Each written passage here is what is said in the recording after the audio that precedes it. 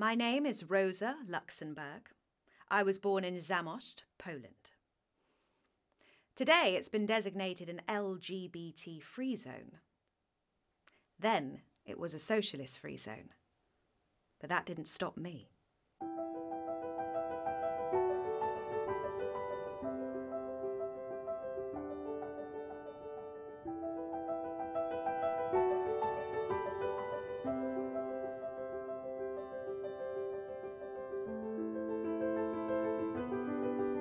Rosa Luxemburg joined the socialist underground in Poland at the age of 16. As its leaders were jailed and executed, she fled to Zurich. She was a rising star in the international socialist movement when, in 1898, at the age of 27, she moved to Berlin to take part in the political battle that would define the rest of her life.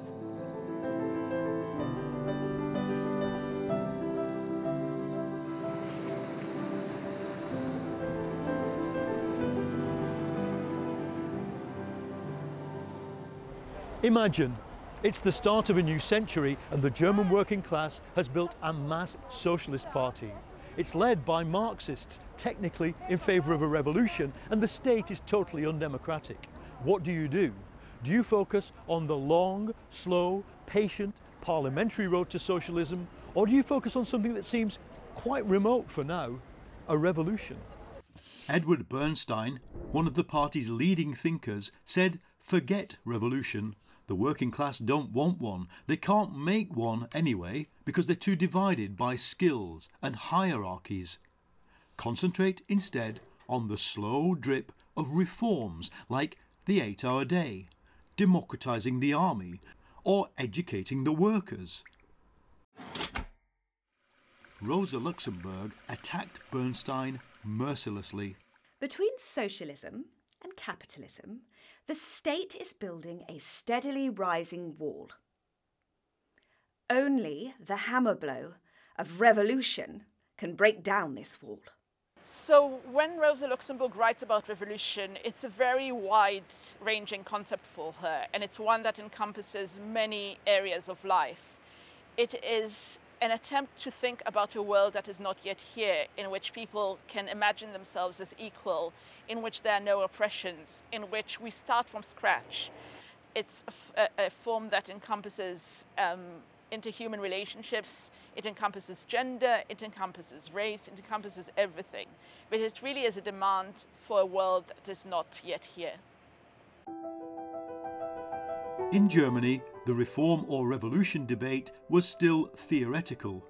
But in the Russian Empire, which began just across the border in Poland, it was real. In 1905, workers all over Russia went on general strike. They formed elected councils called Soviets and launched what Rosa Luxemburg had been dreaming of: the revolution.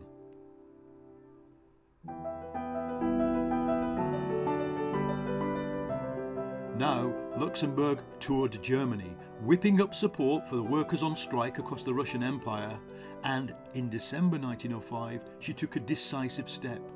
She moved to Warsaw to join the revolution.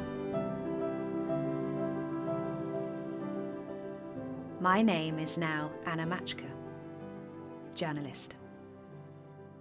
Warsaw was under martial law. There were riots, pogroms and bombings. With the police searching everywhere for left-wing activists, Rosa, together with her partner Leo Jogischer, got caught in a roundup. He was given 8 years hard labour. She was released after 5 months and moved to Finland under yet another false name. My name is now Felicia Budelowicz, journalist. In Finland, Luxemburg met Lenin and the leaders of the mass strikes that had gripped Russia for over a year. They discussed tactics and the lessons of the 1905 revolution, and she wrote a pamphlet that would shake the moderate leaders of European socialism to their very bones. The mass strike, the political party and the trade unions. The reformist leaders said revolutions in Western Europe are premature because the workers aren't educated enough to hold power. Education has to happen slowly through night schools and election campaigns. Revolutionaries like Lenin said that can be fixed by having a small underground party of intellectuals to prepare the revolution with underground newspapers and a disciplined organisation.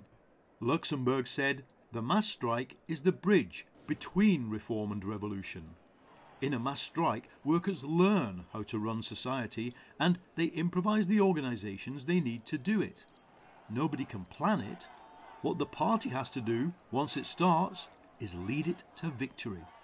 In the mass strikes in Russia, spontaneity plays such a predominant part, not because the Russian workers are uneducated, but because revolutions do not allow anyone to play the schoolmaster with them. The mass strike is the first natural, impulsive form of every great revolutionary struggle of the proletariat, and the more highly developed the antagonism is between capital and labour, the more effective and decisive must mass strikes become. For Rosa Luxemburg, the mass strike was a really important concept from the beginning of her working life and through up to her death, really. She really saw the importance of educating people in the struggle in the here and now through political processes themselves. And she saw that both political strikes and economic strikes, and she wrote a lot about the differences between them, are ways in which people can form consciousness together as collectives and can see the potential for revolutionary change. The party leaders were terrified. The German government threw Luxemburg in jail for, they said, inciting a riot. But her ideas were contagious. Before 1905, the whole idea of a revolution in a developed country had seemed remote. Now, Rosa Luxemburg pushed right into the centre of the conversation the idea of spontaneous action. A revolution not prepared by years training in a night school, nor by a small conspiratorial group, but arising out of the experience of working class people themselves.